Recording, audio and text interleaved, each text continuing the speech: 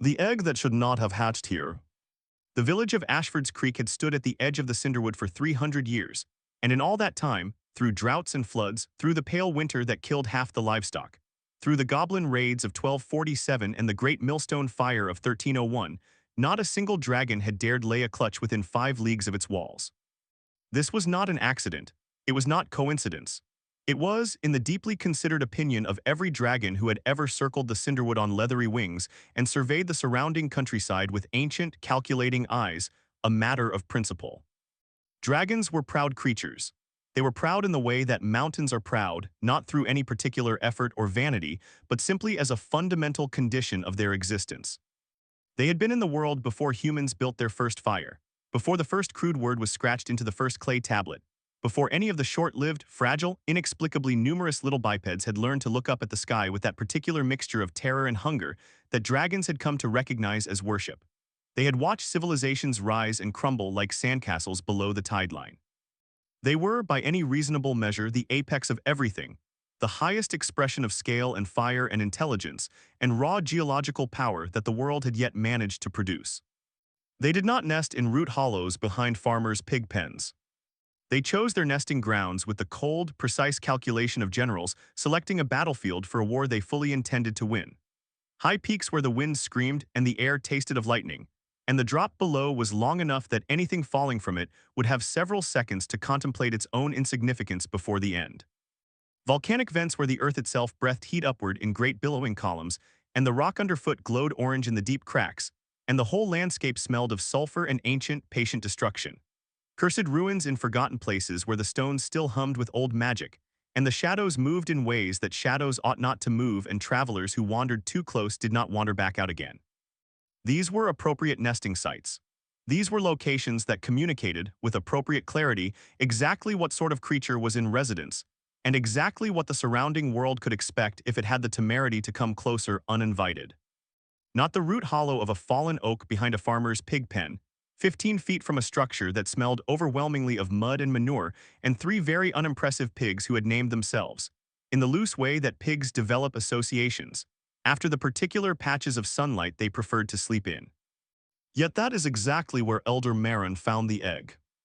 She had been walking the field boundary on the morning of the 3rd of September, doing what she did every September 3rd, checking the old marker stones that defined Ashford's Creek's eastern edge, making sure none had shifted or been moved or had acquired the particular kind of moss that Elder Havard 3 villages over had once warned her was a sign of boundary-weakening enchantments. She was a practical woman, Elder Marin, with 72 years of practical experience behind her and a deeply practical worldview that left very little room for the unexpected.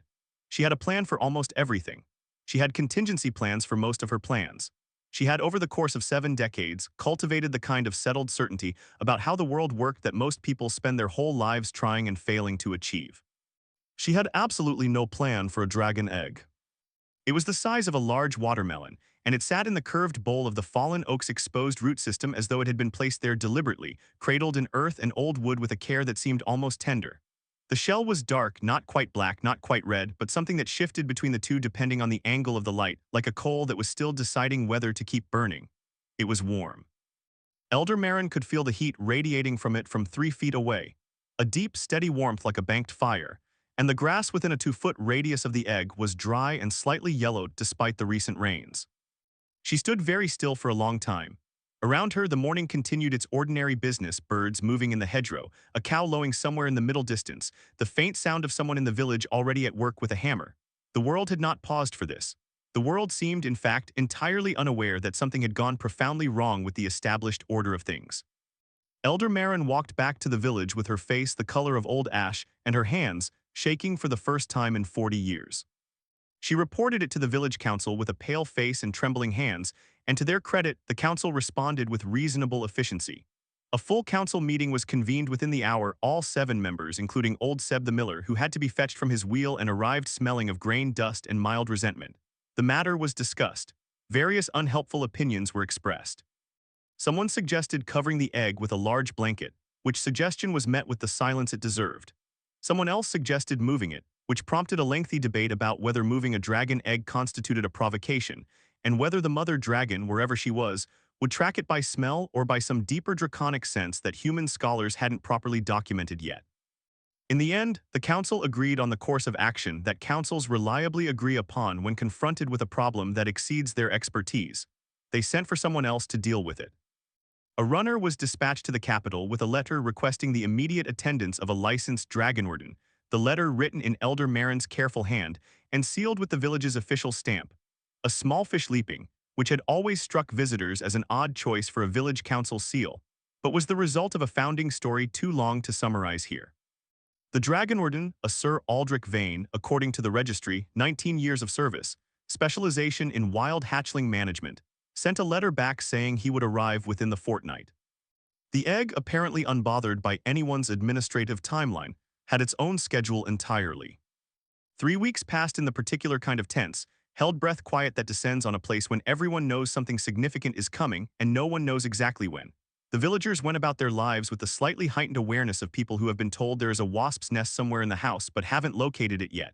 Children were kept closer to home than usual. The field boundary near the fallen oak was given a wide berth. Old Seb the miller claimed twice that he had heard something moving out there at night, a low, rhythmic sound like breathing, and was told twice that he was imagining things, which may or may not have been true. The Callaway farm sat closest to the eastern field boundary, which was either good fortune or bad depending on how one measured such things. Thomas Callaway, who farmed oats and kept 4 dairy cows and the 3 pigs and had never in his life had reason to think very hard about dragons, had taken to sleeping poorly. His wife Bess had taken to keeping a large iron pot near the kitchen door, which she acknowledged would do nothing useful against a dragon, but which made her feel marginally better, and feeling marginally better was worth something. Their daughter Myra had taken to visiting the fallen oak. This was not emphatically not something she had been given permission to do. It was, in fact, directly contrary to the instructions of both parents, the village elder, the council's posted notice, and basic common sense as understood by anyone over the age of roughly 11. Myra was 7, and the space below 11 where she resided operated by different rules, governed primarily by the supreme authority of wanting to know things. She wanted to know what the egg looked like up close. She wanted to know if it made sounds. She wanted to know, with the specific and insatiable curiosity of a child who has been told not to touch something and has immediately begun thinking about touching it, what it felt like. She had visited it 4 times in 3 weeks, approaching from the long way around through the northern hedgerow so that she would not be visible from the farmhouse windows, crouching at what she judged to be a respectful distance, and watching the egg with wide, intent eyes the color of new oak leaves. It didn't do much. It sat there and was warm and occasionally, or maybe she imagined it, maybe it rocked, just slightly, just enough. On her 4th visit, she had brought it a piece of dried apple from her apron pocket, because she brought dried apple everywhere and because it seemed polite to bring something when visiting. She had left it on the ground 2 feet from the egg and retreated. The next morning it was gone, though she acknowledged to herself that a mouse or a field bird was the more probable explanation. She told no one any of this. She was 7, but she understood, with the pragmatic clarity that children sometimes possess more fully than adults, that telling would result in being stopped, and being stopped was not an outcome she was prepared to accept. The egg hatched on a Tuesday morning, the 24th of September, before the dew had even dried on the grass. Myra heard it from inside the farmhouse, where she was supposed to be eating porridge. She was at the table, spoon halfway to her mouth, when the sound came faint through the walls, carried on the still morning air with the particular clarity that sounds sometimes have just after dawn when the world hasn't filled up with noise yet. A cracking sound, then a chittering, rapid and strange and wet, like something working at a task with furious, focused energy. Then silence. Then the cracking again, louder. Her mother was at the fire with her back turned. Her father was outside, she could hear him in the yard, talking to the cows in the low, easy way he talked to cows. Myra set her spoon down in the bowl with extreme care, making as little sound as possible, and was out the back door and through the kitchen garden before the porridge had even stopped rippling. She pushed through the tall grass at the garden's edge, wet with dew against her legs, soaking the hem of her dress immediately. She ducked under the low fence rail at the field boundary. She knew the gap. She'd used it before and came around the back of the pig pen at a half-run, breathless heart going fast with a feeling that wasn't quite fear but lived in the same neighborhood. She rounded the corners. She stopped. She stood very still. 3 feet away from her in the cradle of the fallen oak's roots, the egg was in pieces. The shell fragments lay around the root hollow in a rough circle, pushed outward by whatever had pushed its way out of them, and some of the pieces still held the faint warmth that had characterized the whole egg, though it was fatting quickly in the September morning air. The membrane, translucent, already beginning to dry at the edges, lay in collapsed folds across the rootwood. And in the center of all of it, standing on the churned earth with the rigid, trembling intensity of a creature that is very new to the project of standing, was the most terrifying thing Myra Calloway had ever seen in her 7 years of life. It was roughly the size of a large cat, which was the first thing she registered, and the smallness was almost more alarming than largeness would have been. There was something deeply wrong about something so clearly dangerous being so small, a wrongness like a knife that is sharper than knives are supposed to be. It was still slick from the membrane of its egg, the moisture catching the early morning light and making it gleam in a way that living things generally don't gleam, a way that reminded her vaguely of the way her father's good belt knife looked when he just oiled it. Its scales were the deep, arterial red of cooling embers, not the bright, cheerful red of apples or autumn leaves, but darker, denser, the red of something that had been burning for a long time and had not finished yet. The edges of each scale were traced in black, a thin border of darkness that made the whole creature look as though it were perpetually on the verge of burning, as though the fire that had warmed the egg from the inside was still in there, just below the surface, pressing outward. The color shifted as it moved, and it was moving constantly, with the involuntary trembling of new muscles being asked to hold weight for the first time, between the red of embers and something darker still. Something that had no comfortable name in the vocabulary of ordinary firelight. Its claws were the first thing that made her breath catch in her chest. 4 on each foot, each one hooked like a fishhook scaled up to nightmare proportions, each one a dense, dark material that was not quite black and not quite the gray of old iron, but something that split the difference between them in the most unpleasant way possible. They were gleaming not with moisture this time, but with an innate quality, as though they had been ground and polished by the same geological process that polishes obsidian. They had already gouged deep furrows into the soft earth simply from the act of standing up, simply from the shifting weight of a creature learning to balance. And the earth around those gouges was slightly scorched, not from fire, not yet, but from heat alone, from the warmth radiating downward through those terrible feet. Its wings were too large for its body, which somehow made them worse. A creature with proportionate wings is a creature that looks like it has reached some finished state. A creature with wings too large for its body looks like it is still becoming what it will eventually be, and the gap between the current state and the eventual state was Myra's mind worked this out without her consciously directing it, very, very large. The wings were dark, the membrane between the struts a deep translucent red-black like dried blood held up to light, the struts themselves thick and ridged and already deeply scored with what looked like growth lines, like the rings of a tree compressed into bone.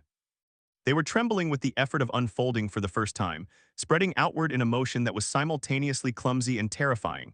Clumsy because everything is clumsy when it is learning. Terrifying because even the clumsy version cast a shadow that was disproportionate to the creature's size. A shadow that suggested very strongly what the eventual non-clumsy version would be capable of. And then there were its eyes. Molten gold. That was the first word, and it was exactly right, not gold like jewelry or gold like coins, but gold like metal that is still liquid, still moving, still in the process of becoming solid. The pupils were vertical slits of absolute darkness, a darkness so complete it seemed to pull at the surrounding gold rather than simply exist within it. And the overall effect was of eyes that were not quite looking at the world the way eyes normally look at things, but were instead assessing it, measuring it, cataloging it, deciding what it was and what threat it posed and what the appropriate response to that threat might be.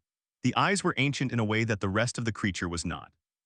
Everything else about the hatchling said new to muscles, new to wings, new to the enterprise of existing.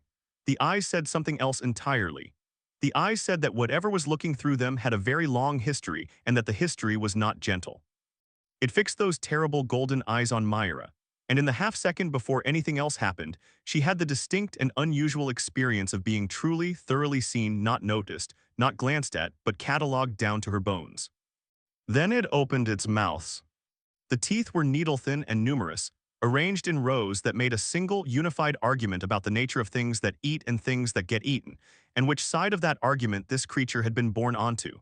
They caught the morning light in bright, sharp points. The inside of its mouth was darker than the rest of it, a deep, hot orange that pulsed faintly, that suggested something was happening in there beneath the visible surface, something that involved heat and pressure and the particular chemistry that produces fire. The sound that came out was a hiss, high and rapid and rattling, the sound of pressure escaping through a small space, but threaded through with something lower, something that resonated in the chest rather than the ears, a subterranean rumble that was not yet a roar but was clearly, unmistakably the first draft of one. It was the sound of something that would, in time, shake windows and curdle milk and cause experienced soldiers to reassess their career choices. In its current form, on a creature the size of a large cat, in a root hollow behind a pig pen on a Tuesday morning, it was. Smoke curled from its nostrils, Not a lot of smoke, thin threads of it, gray-white, rising from both nostrils and catching the morning air and spreading. The smell reached her a moment later, sulfur and hot stone and something older than either, something that the nose did not have a category for and so translated as simply danger. The grass nearest its feet, already yellowed, already dried from 3 weeks of the egg's warmth, began to crisp at the very tips, curling inward from the edges in the way that grass curls when a very hot thing is near it. The wings spread to their fullest trembling extent, the shadow spread with them, the golden eyes did not blink.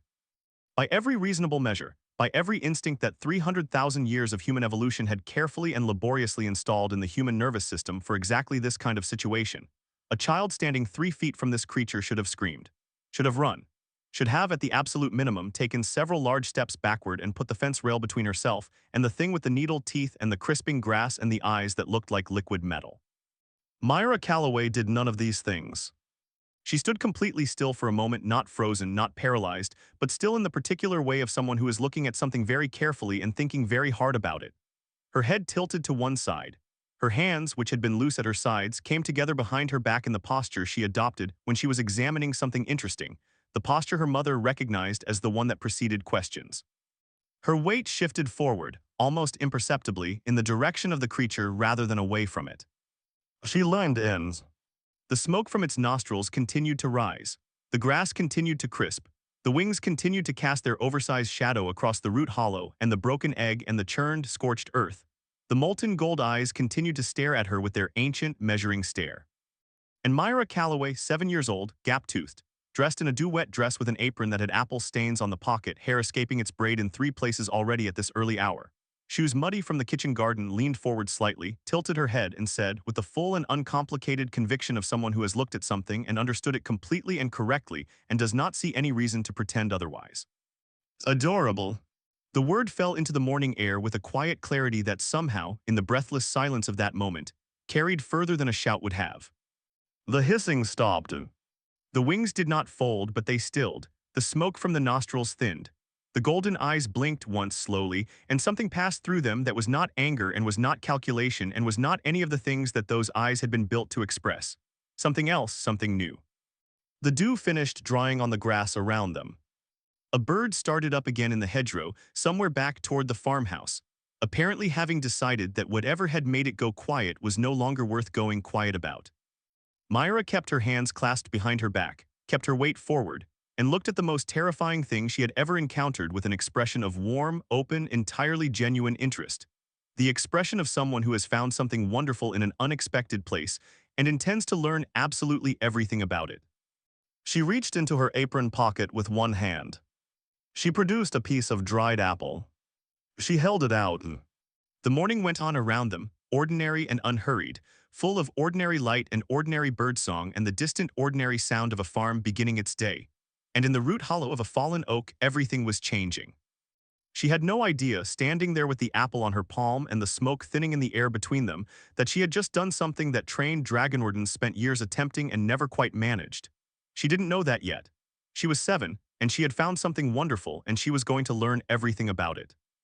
The dragon didn't know it yet either. He was 4 minutes old.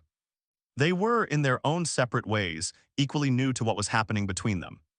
Which may have been exactly the point. The problem with being called adorable.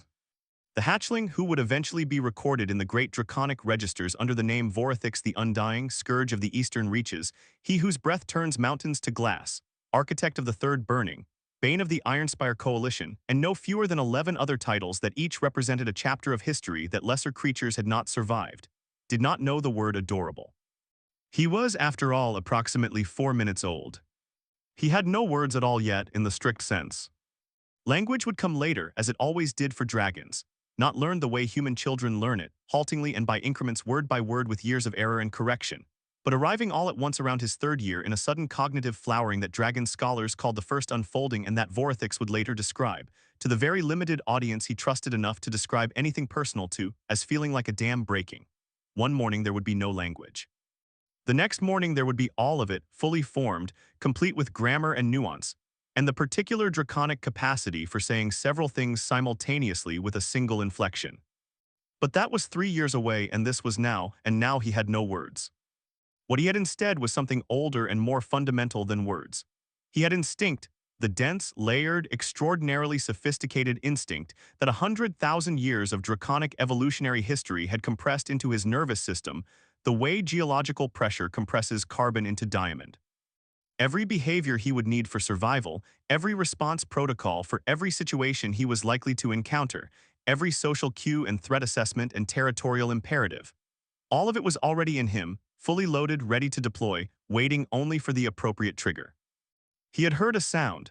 He had opened his eyes for the first time into the pale gold of an early morning he had no framework to appreciate yet. He had broken out of a shell that had been his entire world, using muscles that had never been used before, and the effort had been enormous, and the result was this vast, cold, bewildering openness, air moving against scales that had never felt air before, light touching eyes that had never processed light, the ground solid and foreign beneath feet that had never held weight. And then there had been a creature in front of him. Small, upright, two-legged, which his instincts immediately categorized under bipedal land-dwelling, and the rest of the assessment had proceeded rapidly from there. Soft. No scales, no claws, no armoring of any meaningful kind. Warm-blooded, he could tell this from the heat signature, a faint but distinct warmth radiating from the creature in a way that the surrounding air did not. Young, though he had no direct comparison point yet and could only register the relative smallness, the particular quality of the features, the proportions that said unfinished in some deep pre-verbal way. Human, that category was in him too, filed under a heading that cross-referenced with approximately 40 other categories, most of them in the general neighborhood of caution and territory and source of historical conflict. Humans and dragons had a long history, and while Vorthix could not have articulated any of it yet, the broad shape of it was there in his instincts like geological strata, layer upon layer of accumulated experience, compressed into reflex. Humans ran, that was the baseline. That was the foundational expectation against which all other data was measured. Humans, when confronted with a newly hatched dragon, ran. This was not a personal affront. It was simply the correct and appropriate response to the situation, the response that confirmed the established order of things, the response that allowed both parties to proceed with a clear understanding of their respective positions in the world. The dragon was the apex. The human was not. The human ran and order was maintained, and everyone understood where they stood. He had opened his mouth. He had produced the hiss, the warning hiss, the first entry in the draconic vocabulary of threat, the sound that said, "I am what you think I am, and your instincts about what you should do next are correct." He had spread his wings to their full trembling span. He had let the smoke rise from his nostrils in thin threads that carried the sulfur smell of what was coming if the warning was not heeded. He had done everything right. And the word that came back to him, delivered in a tone that was warm and light, and completely devoid of any of the frequencies that the draconic threat assessment system recognized as fear, was a word he didn't know. But he knew the tones. He knew it the way he knew everything else, not from experience, but from the deep archive of instinct, from the accumulated wisdom of 100,000 years of draconic social history. He knew tones. Tone was, in many ways, more information than content. Tone told you what something actually meant beneath what it was saying. Tone told you the emotional weather of a situation, the true intent beneath the surface presentation. And this tone, this particular arrangement of warmth and openness, and something that he could only register as uncomplicated approval, did not belong in this situation. It was the tone one used for small things, harmless things, things that posed no threat, things that required protection rather than caution, things that sat at the other end of the scale from everything he was supposed to be. He knew this tone. It was in the archive, filed under the heading he would not be able to read for 3 years, but which already shaped his response: diminutive, non-threatening, safe. The dissonance between what the tone said and what he was produced something unprecedented in his 4-minute existence. It produced confusion. Not the brief, superficial confusion of an unexpected stimulus, not the simple "this does not match my prediction" that any system experiences when reality diverges from expectation. This was deeper, this was structural. This reached into the foundational architecture of his self-understanding and found a contradiction that the architecture had no protocol for resolving. He was a dragon. He was fire and ruin and the end of things. He was the apex of every food chain he would ever enter. His instincts were very clear on this point, had been clear since before he cracked the shell, something that things feared. He was not something that things called adorable in that particular tone of voice. He hissed again, louder this time. He pushed more force into it, dug deeper into the instinctive register for something with more authority, something that would cut through whatever had gone wrong with this creature's threat response and trigger the correct behavior. He spread his wings to their full span, their full, frankly impressive span, wings that were, for a 4-minute-old hatchling, genuinely remarkable in their scope, Wings that would one day darken the sky over battlefields and cast shadows long enough to swallow entire city blocks. And held them there rigid, the membranes pulled taut, the full visual argument of his existence laid out for inspection. This, the posture said in the oldest and most universal language there was. This is what I am. Do you understand now? Do you understand what you are standing in front of? The small human looked at his wings. She said, "Oh, look at your little wings," and sat down cross-legged in the dirt. The silence that followed lasted approximately 3 seconds. For Vorithix, those 3 seconds were among the longest of his admittedly brief life. He stood with his wings still spread, the posture now feeling less like a display of dominance and more like a question that had been asked and received an answer that didn't parse, and the not parsing was radiating outward from the center of him in waves of deep, unprecedented wrongness. Little wings. His wings, which were large, which were by any objective standard large for his body size, large enough that unfolding them required real effort, large enough to cast a shadow that extended well beyond his immediate physical footprint. They were not little. The word little belonged to things that were little, field mice, sparrows. The small, soft, inconsequential things of the world that scurried around at the base of everything and hoped not to be noticed. He was not a sparrow. He stood in the September morning with his wings spread and his smoke rising, and his golden eyes fixed on the creature who had sat down in the dirt with the cheerful ease of someone settling in for an afternoon of nothing in particular. And he ran, for the first time, into the specific and thorough problem of not knowing what to do next. Every instinct he had was built around a certain set of assumptions. The primary assumption, the load-bearing assumption upon which all the others rested, was that fear was the baseline. Everything in draconic social and survival architecture was predicated on the existence of fear in other creatures. Fear was the currency. Fear was what territory was purchased with, what hierarchy was maintained through, what the whole vast, elegant system of draconic power was built on top of. Without fear as a foundation, the system had nothing to stand on. This creature was not afraid. He could tell. He had instincts for this too, for the chemical signature of fear, for the micro-behaviors of a frightened creature, for the sound and smell and posture language of something that understood it was in danger. None of it was present. The creature sitting cross-legged in the dirt before him smelled of morning dew and something sweet and grain dust and lanolin from wool. And underneath all of that, the warm, even chemical signature of a creature in a state of he searched for the right word in a vocabulary he didn't have yet, and landed on the nearest preverbal equivalent: interest. Uncomplicated, unfrightened, genuine interest. The kind of interest you direct at something you find compelling rather than something you find threatening.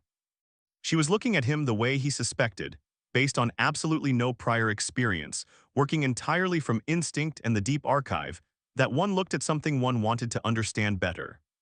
Every fiber of his being, every ancient draconic impulse woven through him by 100,000 years of terrifying evolutionary history, was insisting that this was wrong, that the small creature before him should be cowering, should be pressed flat against the earth with her eyes averted and every line of her body communicating, "I know what you are, and I know what you can do, and I am making myself as small as possible in the hope that you will find me insufficient to bother with." Should be running, making the high, rapid sound of feet on ground, getting smaller in his vision, disappearing into the distance.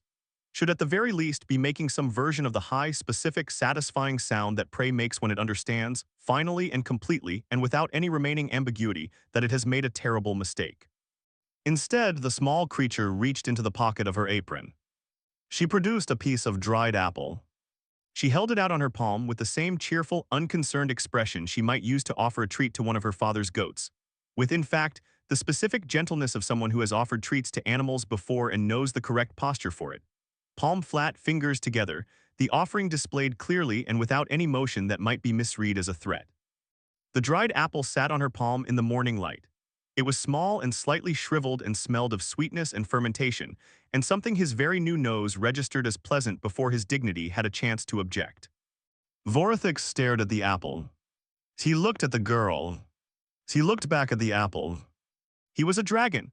This point seemed important to establish clearly, even in the internal forum of his own 4-minute-old consciousness. He was a dragon, a red cinderscale, as he would later learn his subspecies was called, one of the oldest and most feared of the draconic lines, a creature of fire and ruin and geological timescales and the slow, patient accumulation of gold and power and territory, and the eventual inevitable dominion over everything within reach of his wings. He did not eat fruit offered by small humans in muddy aprons. The apple smelled very good. He ate the apple. It tasted like nothing he had any framework to appreciate yet. His palate was 4 minutes old. He had no memory of other tastes, no context of comparison, no cultivated preference that would later, in his 6th decade, lead him to reject tribute hordes on the basis of the quality of the gemstones, while privately harboring strong opinions about the relative merits of mountain honey versus coastal honey as applied to slow-roasted mountain goat. He tasted the apple the way everything is experienced for the first time, not in relation to anything else, but completely in itself as pure and total sensation. It was sweet, it was slightly tart beneath the sweetness. It was soft in a way that had some structure to it that yielded under pressure rather than dissolving. It was warm from being carried in a pocket against a warm body, and that warmth was part of it, inseparable from the taste, folded into it. He ate it in 2 bites, which was one more bite than was strictly necessary, but which reflected a certain involuntary interest in the experience that he would not later choose to remember with perfect accuracy. And something happened. It was not a dramatic something. It was not the kind of something that shows up in histories or gets recorded in registers or becomes part of the narrative that other creatures tell about great events. It was quiet. It was internal. It was the particular something that happens when a very new creature, alone in a bewildering world that is all sensation and no context, receives something, not just the apple, not just the sweetness, but the gesture of the apple, the intent behind the outstretched palm, and some part of that creature, some deep and brand new part that has not yet been shaped by experience into anything harder, responds. He was 4 minutes old. He had broken out of a shell and found a world and made his threats and spread his wings and done everything that 4 minutes of existence and 100,000 years of instinct told him to do. And none of it had worked the way it was supposed to, and the world was very large and very cold and very full of things he had no categories for yet, and he was completely, entirely, cosmically alone in it. And the small human was warm. Not just in temperature, though she was that too, the warmth radiating from her in that steady biological way, the warmth of something alive and mammalian and running hot. But warm in the other sense, the sense that even 4-minute-old instincts could register, the sense that had to do with intent rather than physics. She was warm in the way she held her palm flat. Warm in the way she sat rather than stood, making herself lower, less towering, less threatening, not because she had calculated this as a strategy he somehow understood, but simply because it was comfortable and she was not afraid and she saw no reason to stand. Warm in the way her eyes were open and curious rather than narrowed with assessment. Warm in the way she had not run.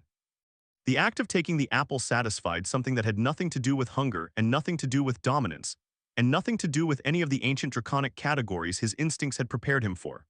It satisfied something that was brand new, something that had come into existence somewhere in the process of hatching, in the long tumbling moment of going from inside the egg to outside the egg, something that the archive did not have a name for yet.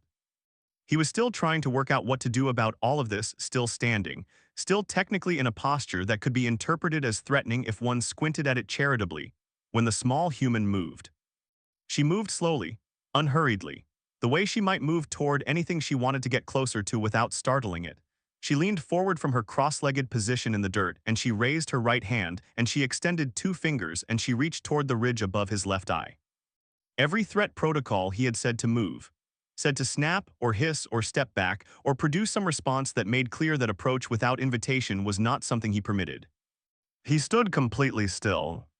Her fingers made contact with the eye ridge. The ridge above a dragon's eye would be documented by dragon wardens several decades later, largely as a result of the observations made possible by Myra Calloway's extraordinary relationship with the subject, a region of particular neurological sensitivity, densely mapped with pressure receptors that serve in most contexts as part of the threat detection system, alerting the dragon to proximity of other creatures to the most vulnerable part of the face. In this context, under the application of slow, gentle, 2-fingered scratching pressure from a warm-handed 7-year-old, the threat detection system experienced a profound and total system failure. What replaced it was something that short-circuited everything else. He had no word for it. He would not have the word for 30 years when it would surface in the great unfolding along with all the rest of language, and he would finally be able to look back at this moment and call it what it was. But in the wordless 4-minute-old experience of the moment itself, it was simply a feeling so good, so specifically and perfectly good, that every other process in him simply quieted. The wings, still technically spread, lost their rigidity, the membranes slackened. The wings, almost of their own accord, began to fold. The smoke from his nostrils thinned to almost nothing. He sat down. Not in a controlled, deliberate, dignified way. Not the way a creature sits down when it has decided, after careful consideration, that sitting is the appropriate posture for the situation. He sat down the way things sit down when the muscles responsible for standing have been instructed, by some authority higher than conscious decision, that their services are no longer required. His back legs folded. His haunches met the earth. His front feet were still technically planted, still technically in a posture that could be described as alert, but the overall effect was he would not have acknowledged this for a very long time of something settling. Of something against all its own instincts and history, and the entire accumulated weight of 100,000 years of being exactly what it was, simply settling. Myra beamed. It was a full, gap-toothed, uncomplicated beam, the expression of a child who has arrived at a conclusion that satisfies her completely and intends to act on it immediately. "I'm going to call you Ember," she announced, with the absolute, unqualified authority of a 7-year-old who has decided something and does not anticipate or require any particular input on the matter from the thing being named. He did not know the word Ember, he did not know it was a name. He did not know that being named by a human was, in draconic tradition and draconic law and the deep cultural memory of his entire species, something that carried enormous weight, that names given freely, names given without calculation or conquest, names given simply because someone looked at you and decided that was who you were, had a particular power that even dragons with their long, careful, deeply considered personal names did not fully understand and somewhat feared. He did not know any of this. He knew that the scratching had stopped briefly while she spoke and had then resumed. In the great draconic registers, maintained by the registrar archivists of the Ember Collegium in their fireproof vaults beneath the Cinderspire, he would be Vorithix the Undying. In the military histories of 3 kingdoms, he would be the dragon that leveled Fort Greystone in a single pass, the beast that made the entire Dragonorden classification system functionally obsolete and required a complete revision of the threat response manual, the creature whose horde, when finally catalogued decades hence by a committee of very nervous appraisers, was estimated to be worth more than the combined gross domestic product of 2 medium-sized nations. In the personal journals of Sir Aldrich Vane, Dragonwarden, he would be described as the single most instructive case of my career and the most humbling. In the nightmares of the garrison commander at Fort Greystone, in the brief period before there was no more Fort Greystone, he would be the Red Death, the sky on fire, the last thing. But here now in the root hollow of a fallen oak behind a pig pen on a Tuesday morning in September, with the dew finishing its drying on the grass, and the birds resuming their conversations in the hedgerow and the distant sound of the farm beginning its ordinary day, with a piece of dried apple still on his tongue and a girl's warm fingers working slow circles above his left eye. He was Ember. He made a sound. He did not intend to make it.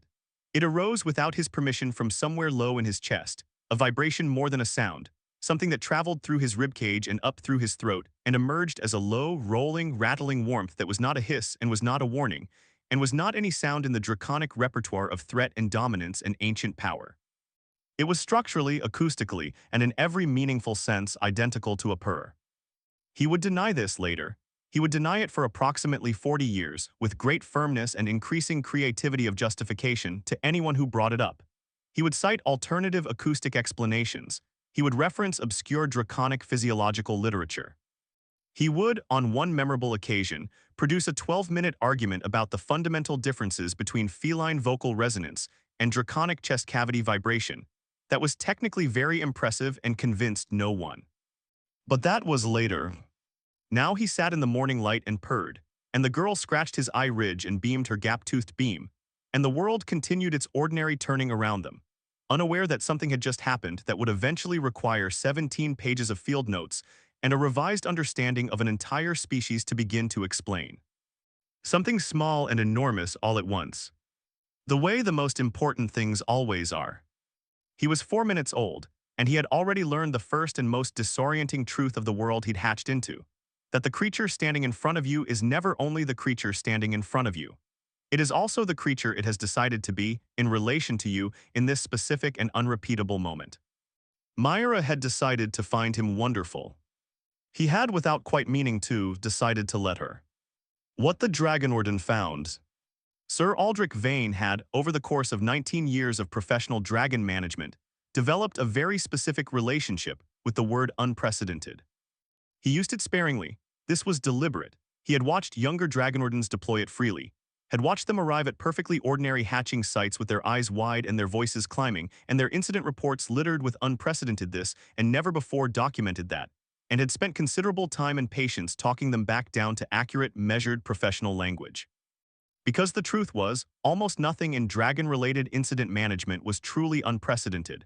Dragons were ancient creatures with ancient patterns, and while individual incidents varied in their specifics, the underlying structures were consistent. The warden who had been doing this long enough had seen versions of everything.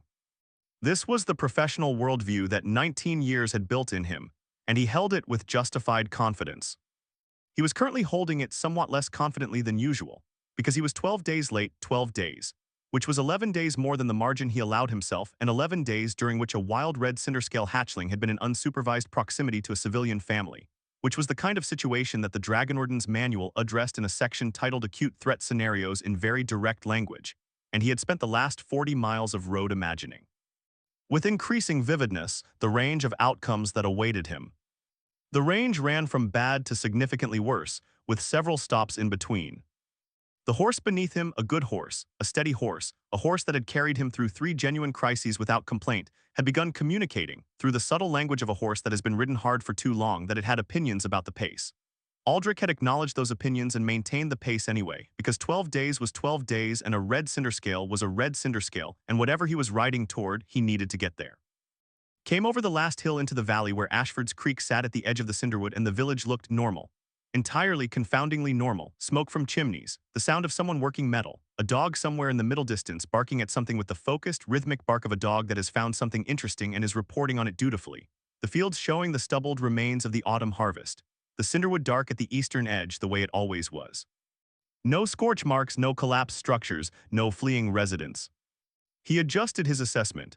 Possible outcomes now ranged from the hatchling had already moved on to something else, something he didn't have a clean category for yet. He rode into the village to find Elder Marin waiting for him at the main road junction with her arms folded, and an expression that communicated, without any ambiguity whatsoever, exactly what she thought of people who said within the fortnight and arrived 12 days late. The situation, she said before he had fully dismounted, is contained, after a fashion. He waited. The Callaway girl, Elder Marin said, has it in the barn. He processed this, has the hatchling. Has named it, Elder Marin said, in the tone of someone reporting a fact that they have personally made peace with and now simply present to others as a known quantity. Ember, it answers to it, which I would not have believed if I had not seen it myself. She paused. It ate from her hand on the first morning. I have the testimony of Thomas Callaway if you require documentation, though I warn you he tells the story at considerable length. Aldrich stood beside his tired horse in the autumn morning and looked at the Callaway farm at the eastern edge of the village, which was a completely ordinary farm showing no signs whatsoever of hosting a Category 4 threat in one of its outbuildings, and felt, for the first time in 19 years, genuinely uncertain of what he was riding toward. How old is the girl, he asked. 7, said Elder Marin. He put his professional worldview carefully to one side and walked toward the farm. The Callaway barn was a large, well-maintained structure, the kind that spoke to several generations of careful husbandry, to people who understood that the things you kept animals in were worth keeping in good repair. The main doors were open to the morning, and the light came in at a low autumn angle and lay across the floor in long gold bars full of floating dust. Aldrich stood in the doorway. He stood there for what was probably, objectively, not very long, 30 seconds, perhaps a minute, but what felt considerably longer. Because the mind, when it encounters something it does not have an immediate framework for, tends to slow down the experience of time while it builds one. In the far left corner of the barn, someone had assembled a nest. This was the first thing he registered, and it took him a moment to understand what he was looking at because it did not look like what dragon nesting sites looked like in the manual. It looked like what a nesting site would look like if the concept had been interpreted by someone with access to old barn straw and a 7-year-old's ideas about what constituted comfortable bedding. The straw had been gathered and arranged in a rough oval, the center of the oval slightly compressed where something had repeatedly lain in it, and around the edges of the oval someone had placed, he squinted, a folded horse blanket along one side, a piece of oilcloth along another, and what appeared to be 2 feed sacks stuffed with additional straw to serve as a kind of bolster along the back. It was, in the objective assessment of a man who had been in the business for 19 years, the most comfortable-looking dragon nest he had ever seen. In this nest on his back was the hatchling. Aldrich had seen red cinderscale hatchlings twice before. Once in the Greyvault Mountains, in a volcanic vent site, where the hatchling in question had destroyed 4 of his team's equipment cases and caused one of his junior wardens to require 17 stitches in a sequence of events that had taken approximately 4 minutes.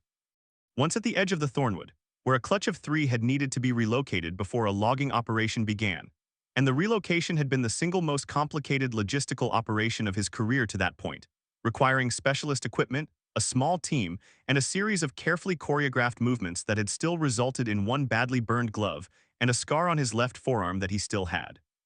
Red Cinderscale hatchlings were classified as Category 4, the top of the civilian threat classification scale, from the moment they cracked their shells. They were territorial, aggressive, and possessed of a threat response that activated faster than almost any other hatchling subspecies. They did not calm. They did not habituate. They did not, under any documented circumstances, voluntarily adopt postures of physical vulnerability in front of creatures they perceived as potential threats. The hatchling in the corner of the Callaway barn was on his back. All 4 feet were in the air. The terrible hooked claws, 4 on each foot, Aldrich noted with the automatic precision of professional assessment, were pointing at the ceiling. The wings were loose and slightly spread beneath him like a folded cloak. He decided to lie on top of the membranes, relaxed, the struts lax. His head was turned to one side, and his eyes, those molten gold, ancient measuring eyes that Aldrich had encountered twice before and both times found deeply uncomfortable, were closed. The posture communicated, as clearly as any posture Aldrich had encountered in 19 years of reading the body language of dangerous creatures, a state of absolute unguarded ease. Not the ease of a creature that had assessed its environment and determined it was safe. The ease of a creature that had stopped assessing entirely, that had offloaded the assessment to something else, that had simply let go. Beside the hatchling, her back against the straw bolster, her legs stretched out in front of her, one hand resting with complete and utter casualness on the hatchling's exposed stomach, as though this were simply a reasonable place to rest one's hand, sat Myra Callaway. She was reading aloud. She had a small, thick picture book open in her lap, and she was reading from it in the unhurried, slightly emphatic cadence of a child reading to an audience, each word given its proper weight, the interesting words given a little extra. The book appeared to be about farm animals. Aldrich could hear as he stood in the doorway the description of a very good and reliable horse, illustrated, presumably, with a picture of a very good and reliable horse. The hatchling's tail, which was draped loosely over the straw beside him, moved. Not sharply, not with the quick directional snap that a dragon's tail makes when it is alert or threatened or communicating displeasure, but slowly, a long, loose, rhythmic sweep back and forth, the way the tail of a large, contented cat moves when the cat is lying in a patch of sunlight and has no complaints about anything. Aldrich stood in the doorway. His professional assessment tools were in the leather bag over his left shoulder. The caliper for measuring scale density to assess age and growth rate. The enchanted bell, a small silver thing, specifically tuned to resonate in the frequency range that activated threat responses in hatchlings, used to gauge reactivity level. The lengthy official form for categorizing the threat level of unregistered hatchlings, 12 pages, 3 sections, multiple subsections, fields for initial aggression display, response to human proximity, territorial boundary behaviors, and a final field at the bottom of page 12 titled Overall Threat Classification, with boxes to tick ranging from Category 1 through Category 4. He looked at the tools. He looked at the hatchling on his back with his feet in the air and the girl's hand on his stomach and the slow sweep of his tail in the straw. He left the tools in the bag. That, he said carefully, stepping into the barn, is a red cinderscale hatchling. Myra looked up from her book. She assessed him with the frank, direct gaze of a 7-year-old who has not yet learned to soften this kind of assessment for the comfort of the person being assessed, and apparently reached a conclusion about what she was looking at that satisfied her. His name is Ember, she said, and returned to her book. The hatchling had opened one eye at Aldrich's voice. The golden eye tracked to him, and Aldrich felt the familiar, prickling discomfort of being evaluated by a gaze that was simultaneously ancient and, in this particular body, approximately 2 weeks old. He held very still. He knew better than to make sudden movements around hatchlings. He kept his hands visible and his posture neutral and waited for the threat assessment to complete and for the response, the hiss, the wing spread, the smoke, to begin. The hatchling made a sound. It was low and unspecific, somewhere in the register between a warning rumble and something else, something that Aldrich's ears processed correctly but that his professional framework immediately and firmly rejected. Then the golden eye closed. The head pressed, with the slow, deliberate weight of something seeking a comfortable position, more firmly into the girl's knee. The tail continued its slow sweep in the straw. Aldrich reached into his bag. He withdrew his copy of the Red Cinderscale, Behavioral Profile and Threat Assessment Guidelines, which was a slender pamphlet that his office had updated 3 years ago following the Thornwood incident and which he had memorized. He opened it to page 1. Red Cinderscale hatchlings display immediate and sustained aggression toward all non-draconic organisms within proximity of the hatching site, the pamphlet said. Approach by humans should never be attempted without specialist equipment and significant training. Voluntary human contact is not observed in wild specimens and is considered not possible without extensive conditioning protocols. He looked at the hand on the stomach. He looked at the pamphlet. He closed the pamphlet. He closed the official threat classification booklet. He took out a fresh notebook, and he began, for the first time in 19 years, to take notes that did not fit any of his existing categories. He spent 3 days in Ashford's Creek. On the first day he observed. He kept a respectful distance, respectful of the hatchling space and increasingly respectful of the situation itself, which seemed to him to be something that required witnessing more than it required managing. He watched Myra move around the barn with the matter-of-fact ease of someone in entirely familiar territory. He watched Ember track her movements with his eyes when she was across the room, not with the sharp, predatory tracking that characterized a hatchling monitoring potential threat or prey, but with the loose, ambient tracking of a creature that simply wants to know where someone is. He watched the hatchling eat from her hand, not just the dried apple now, but scraps she brought from the farmhouse kitchen, pieces of bread and the remnants of a roasted root vegetable, and once, to Aldrich's considerable professional astonishment, a piece of cured pork fat, which the hatchling accepted with an expression of what Aldrich could only describe unprofessionally as enthusiasm. He took notes, he filled pages. He developed abbreviations for things that happened repeatedly because writing them out in full each time was becoming impractical. M approach E track no hiss, Myra approaches Ember tracks no threat display. E initiated contact. Ember initiates contact. This meant the hatchling moving toward Myra rather than waiting for her to come to him, which happened 3 times on the first day, and which Aldrich underlined each time because it was the kind of behavior that the entire existing literature on red cinderscale hatchlings said categorically did not happen. Purring, he wrote on the first afternoon and then crossed it out, and then wrote it again, because accuracy mattered more than his professional dignity. On the second day, he attempted a structured approach himself. He told Myra what he was going to do, not asking permission precisely, but explaining his intentions with enough detail that she could object if she thought it was a bad idea. She considered this for a moment with the head tilted, assessing expression he was coming to recognize as her thinking face, and then said that he should have an apple piece and come in slowly and not make direct eye contact at first, because Ember didn't like it when people stared at him all at once right away. He followed these instructions. He approached slowly, hand extended with the apple piece, eyes directed slightly to the side of the hatchling rather than at him.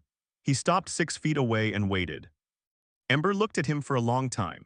The golden eyes were direct and unreadable and very old, and Aldrich felt the 19 years behind him and also the vast, humbling weight of the time before that, the 100,000 years of history in that gaze, the accumulated power and intelligence of a lineage that had been ancient when his own civilization was mud and sticks. The hatchling walked toward him, slowly, with the measured, deliberate gait of a creature that is making a choice and wants this understood. He stopped 2 feet away and looked at Aldrich's hand and looked at Aldrich and looked at the hand again. Aldrich kept very still. Ember took the apple. He did not linger. He turned and walked back to his nest and settled back into it with the composure of a creature that has performed an adequate courtesy and considers the formalities complete.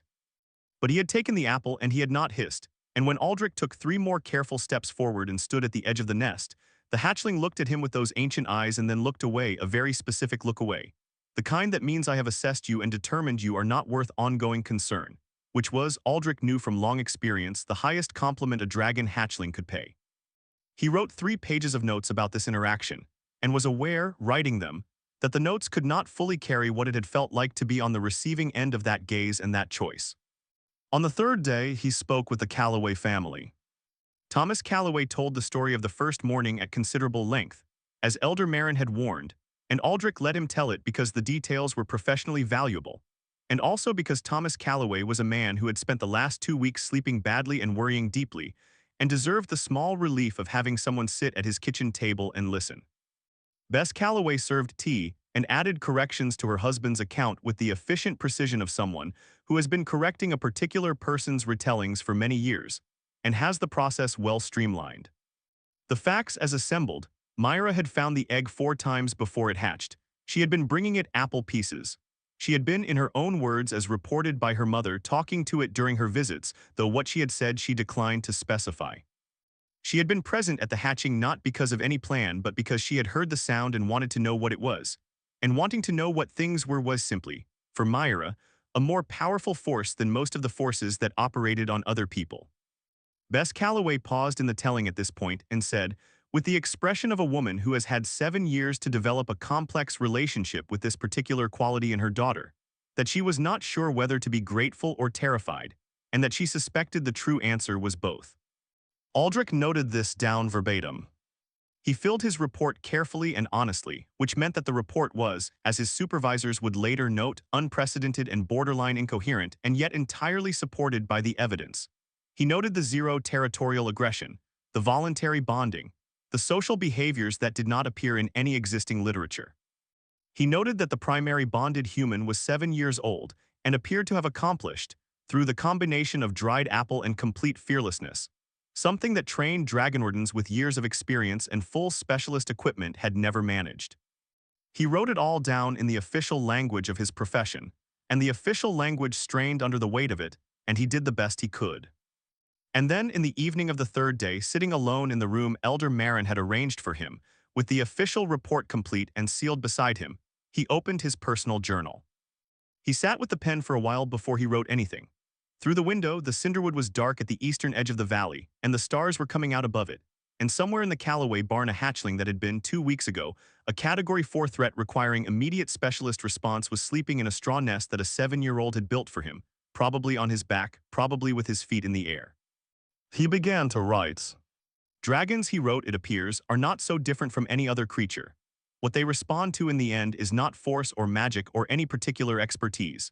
It is simply the willingness to sit down in the dirt beside them, look at them without fear, and decide without reservation that they are worth caring for. He read this back. It was not professional language. It would not appear in the official report. It would not be cited in the Dragonwarden's quarterly journal, which would cite other things from his 3 days in Ashford's Creek, but not this, because this was not data. It was something else. Something that 19 years of careful, professional, evidence-based practice had not quite prepared him to name. He wrote one more lines. The girl saw a monster and called it adorable. The dragon had probably been waiting, without knowing it, for someone to do exactly that.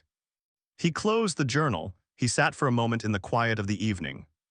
Then he went to bed and slept better than he had in some time, which surprised him, and which he decided on reflection was the effect of having spent 3 days in proximity to something genuinely new. Something that had not fit any of his categories and had not apologized for it, had simply been what it was, and let the categories revise themselves around it. He left Ashford's Creek on the 4th morning, the horse considerably better rested than it had arrived and considerably less willing to maintain a hard pace now that it understood the situation did not require one. He left with 17 pages of field notes, careful and specific and detailed in the way of a man who knows that what he is recording is going to be important and wants to get it right. He left with a revised understanding of red cinderscale behavioral ecology that would, 6 months hence, result in a paper in the Dragonwarden's quarterly journal that would be controversial for approximately 2 years before the evidence became undeniable. He left with the names of 3 colleagues he intended to write to, and a mental list of 6 things in the existing training manual that needed immediate revision. He left with the unshakable feeling, not a professional feeling, not a data-supported feeling, but the kind of feeling that sits below all the professional apparatus and persists regardless of what the apparatus says. That the real expert in Ashford's Creek was currently 7 years old and had apple stains on her apron, and had not needed 17 pages of field notes or 19 years of experience or any of the specialist equipment in his bag to understand something that had taken him 3 days to begin to properly see. He rode out past the Calloway farm. He raised a hand as he passed. Ember, sitting in the barn doorway in the early morning light, a place he had apparently claimed in the way that creatures claim places, as simply his, watched the horse move down the road with those ancient, measuring, gold coin eyes. He watched until the horse and rider crested the hill and disappeared from view. He sat with the particular stillness of a creature that has processed a conclusion and arrived at a satisfactory one. Then he turned back. Myra was already there, emerging from the farmhouse with her apron on and her braid half done and her hand already in her apron pocket. She produced a piece of dried apple. She held it out. Ember regarded the apple. He regarded Myra. He regarded the apple again with the expression, and Sir Aldrich Vane, 19 years a Dragonwarden, would have given considerable professional credibility to confirm this, of a creature exercising great dignity in the performance of an act it was, at its very core, entirely delighted to perform. He took the apple. He took it from her palm with the careful, deliberate precision of a creature who was absolutely, categorically, in no way simply eating out of her hand, who was engaged in a sophisticated draconic social exchange that merely happened to resemble, from the outside, eating out of her hand. He was, happily, every single time. Some bonds are forged in fire. The histories are full of those, dragon and rider bound by battle and blood, and the long, scorched record of what they endured together, relationships written in conflict and sealed with shared survival. This one was forged in a pig pen on a Tuesday morning, with dried apple and zero fear, before the dew had even dried on the grass. By a girl who looked at a terrifying thing and did not see a monster, or a weapon, or a threat to be managed, or a Category 4 incident requiring specialist response. Who looked at it and saw something wonderful and said so and meant it, and held out her hand. That was all. That was everything.